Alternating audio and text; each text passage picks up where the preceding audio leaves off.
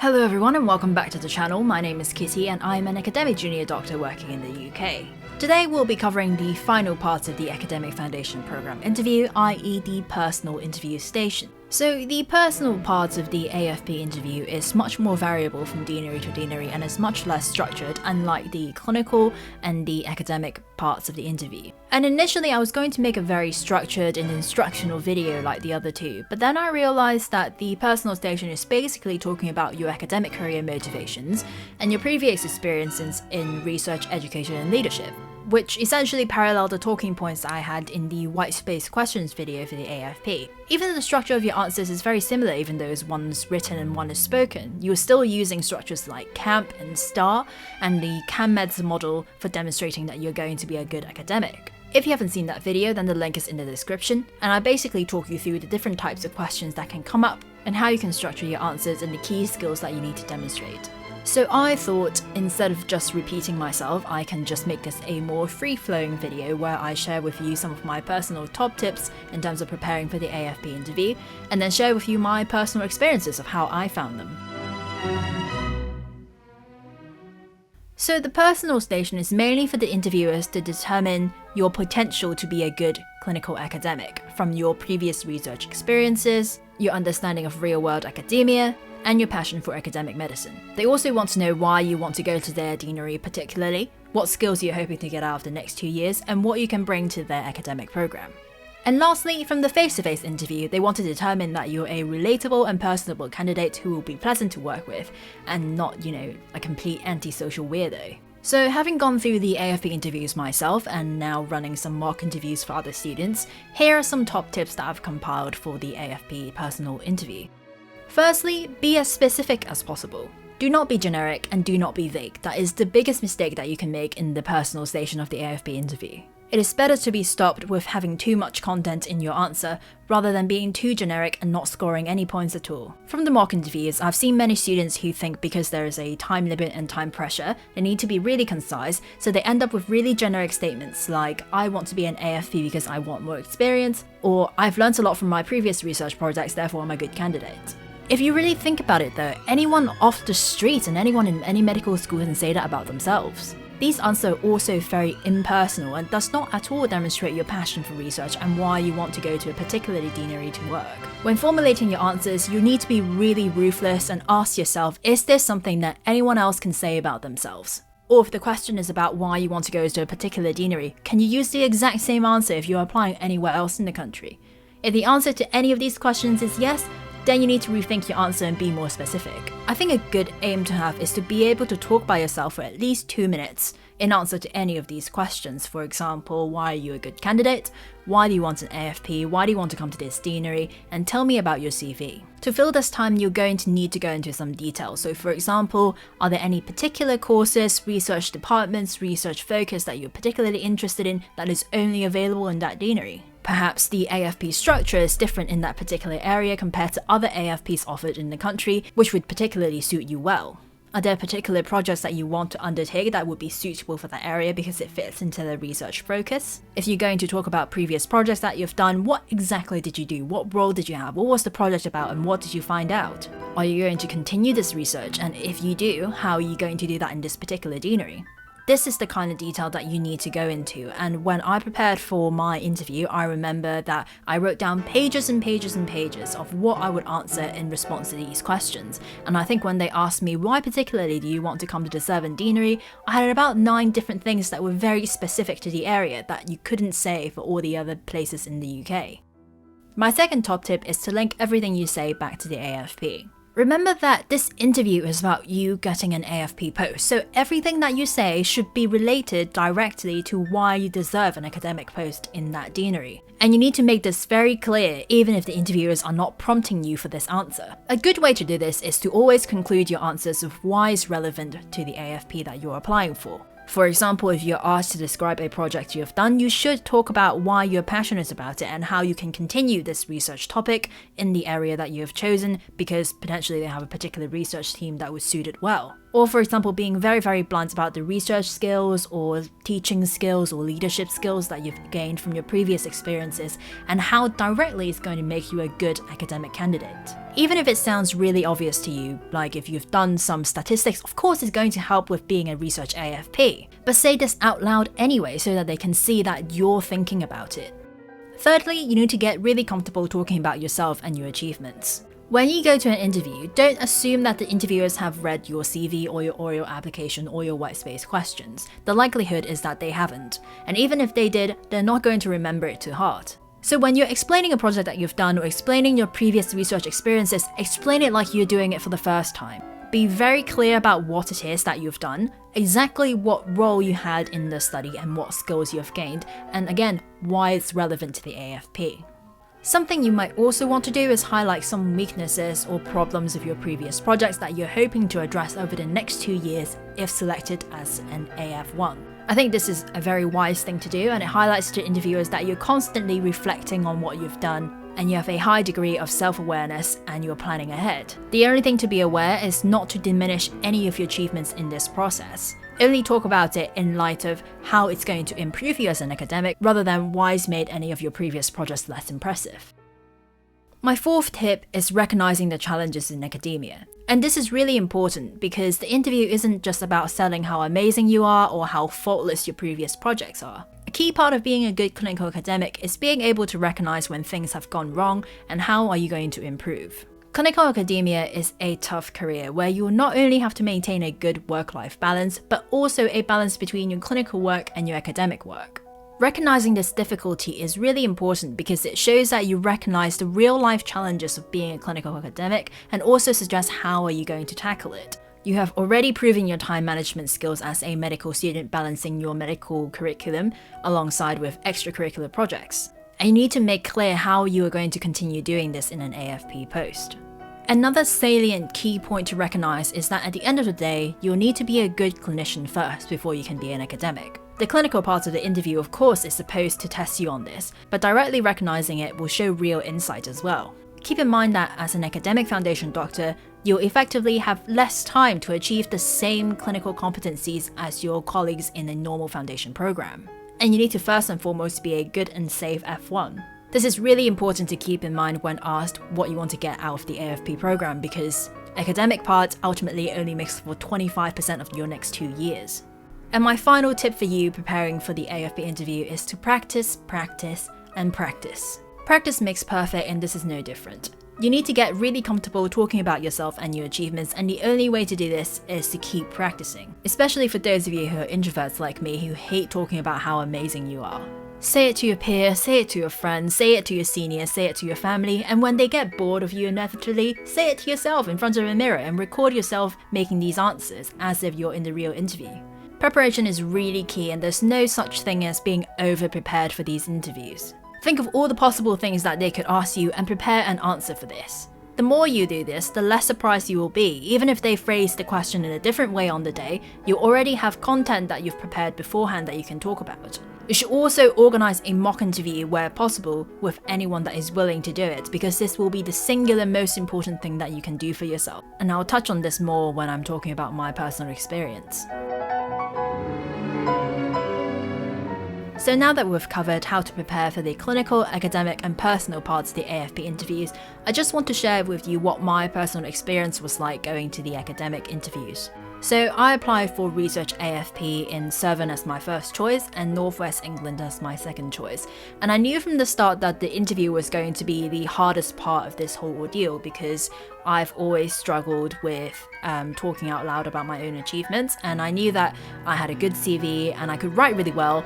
I was just less confident when I was actually talking in front of people. So in terms of my preparation when I applied, there was really a very limited free resources that are available, and I didn't want to pay for any of the AFP courses because as a student they're quite overpriced. I mainly just spoke to lots of academics and applicants from previous years, which was really useful, but I didn't run any mock interviews at all with them, which I really regret. For the personal station, I think one of the key things I did was speak to the seniors that are in Bristol who are in charge of the AFP program And I made sure to clarify what exactly are the opportunities that are only available in Bristol and unique to Bristol that isn't applicable to other parts of the country.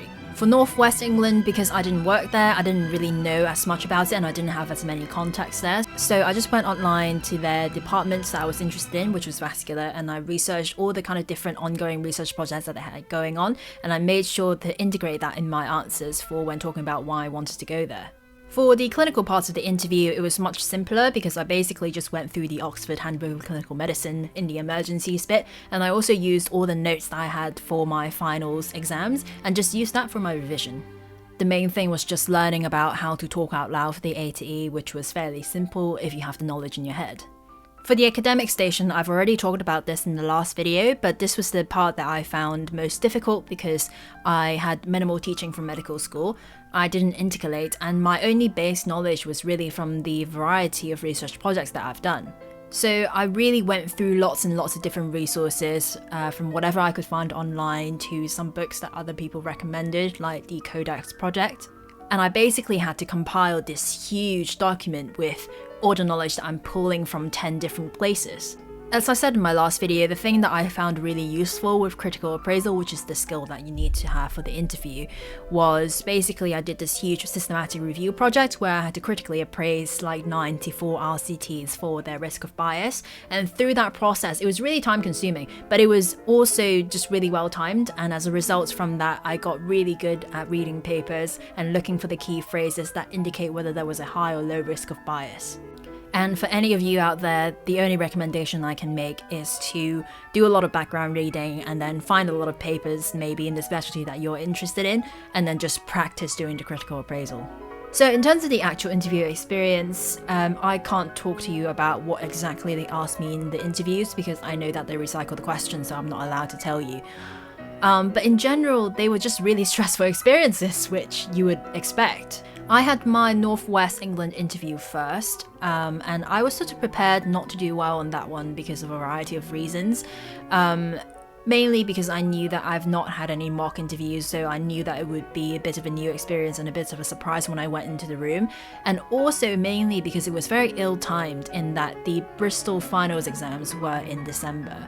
And I had 2 exams to sit on a Monday and a Wednesday, and the interview was right in the middle on the Tuesday. So obviously I had to prioritize my time, and my finals were more important because ultimately I need to be an F1 first to be an AFP. So I knew that I would have less time to prepare for that interview just because of the timing. And North West England was also my second choice deanery, so I basically decided to just treat it like a mock interview to see what these AFP interviews were like so that I can prepare for my Survey 1 better. And I remember that although at this point I had already prepared quite a bit for the AFP interviews and I had a good rough idea of what it involved, I still remember being really surprised by some of the questions on the day. I think just because I was reading generically online, I was also relying on the academic station to be structured like in a particular way, which it didn't turn out that way, so I was caught off guard quite a few times. And the type of study that they had me read was also not a common one, so again I was quite surprised.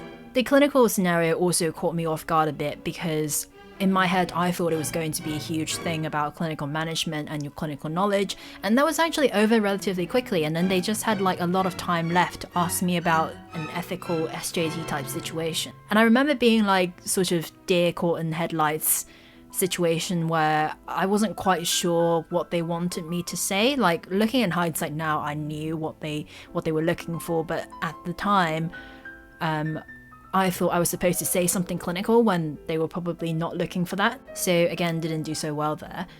For the personal station, it was actually really long, and it was the only bit where I felt actually I did quite well on that day. I was able to talk about myself, my achievements, and they also had enough time and some other vague questions where I was able to kind of work in other reading that I've done of research that I know was going on in my specialty of interest, which is vascular, and I talked a bit about that and the kind of ethical implications of that, so that was quite a good station. So ultimately, as I'm sure you've already gathered, I didn't do too well at this interview and I didn't get offered a place. But doing this interview has given me such a better idea of what to expect, and I knew what I had to work on before my Survey interview. And this is why mock interviews are so valuable. If you just talk to a junior academic, it doesn't have to be an AFP, it can be an ACF or an ACL or someone who's moved on a bit in their career, but they know what an academic interview involves and they know what sort of answers people want to get out of you. So it's really important to get a really good idea of what sort of questions they can ask you and approach the right people to help you with that. And having treated that Northwest interview as a mock, I felt that my Bristol interview was a much stronger performance. But to be honest, it was probably the most stressful 20 minutes of my life, and it went by like a flash. Like, I barely felt like I sat down and then it was over. I think that was by far a much more stressful interview than the Northwest one, simply because of the time pressures. Like, at Northwest, I had like 10 to 15 minutes per station and it came to a total of about 45 minutes interview, whereas in Bristol it was just one panel for 20 minutes and you had to go through academic, clinical and personal and everything in one go, and it was just really stressful. I think the thing that caught me off guard the most in that interview, and something that I thought about quite a lot afterwards, was how often I got cut off by the interviewers. And initially I found it really jarring because I thought I was saying something wrong, I wasn't answering their question, they're looking for something else, I'm screwing this up. But actually, in hindsight, I think I was saying the right things. It was just because of the time pressure. They needed to cut me off so that they could ask all the questions so I could get most of the points possible, if you see what I mean. And the good thing about the time pressure was that I quickly realized I didn't really have time to worry about it and worry about why they were cutting me off, because I just had to get on to the next question. But the bad thing was that every time that I paused to think about what else I could add to my answer, the interviewers would kind of take this as a cue that I've run out of things to say and they'd try and move on. And I'd be like, no, I've not finished with my answer, wait. So it's really incredibly stressful. So this is why you need to be really well rehearsed with your ATE or coming up with strengths and weaknesses of a paper, because you need to just say it quickly and get it out there before they sort of take the opportunity away from you. And thinking about it now, another stressful thing that I remembered was that the clinical scenario, it just kept changing and changing. I had an initial idea of what was going on, and then they gave me some new information and I was like, oh no, actually it's this. And then I changed my management and then they gave me something else and I thought, oh no, actually it's this. And it is how they planned it, but just remember that, in your interview, they might well give you things along the way that changes your management and your investigation significantly. So you need to be flexible when they give you that sort of stuff. So overall, what would I have done differently? I think that I would have started my interview prep much earlier. I probably would have started it as soon as I was writing my white space questions, or in the summer I would have started it. And I definitely would have spent a lot more time practicing. I think I could have probably benefited from recording myself, answering some questions and seeing if I have any nervous tics or body language that probably wouldn't have been so good. And I also would have tried my best to arrange some mock interviews with some people that unfortunately I passed up the chance on. I think that my reading was sufficient and my knowledge about the clinical and academic stuff was fine. It was just practicing how to get it out, basically, and I think this is a similar experience for most of the other AF doctors or people who have interviewed for AFP felt like, was that actually you do know the answer, and after the interview when you think back it's like, oh damn, I did know the answer. But it was just a matter of being really used to speaking out loud and being used to the interview format and being able to say everything concisely and within the time limit, which is a really hard thing to do, and it's much easier than it sounds. So those are my top tips on the personal station and my experience of the AFP interview. I hope you found this useful, and I wish you all the best of luck in your application to the Academic Foundation Programme. Do leave any questions in the comments section below and I'll try and answer them. Don't forget to leave a like for the video if you've enjoyed it, and subscribe to the channel so you get notified when new videos come out. That's it for now, and I'll see you next time.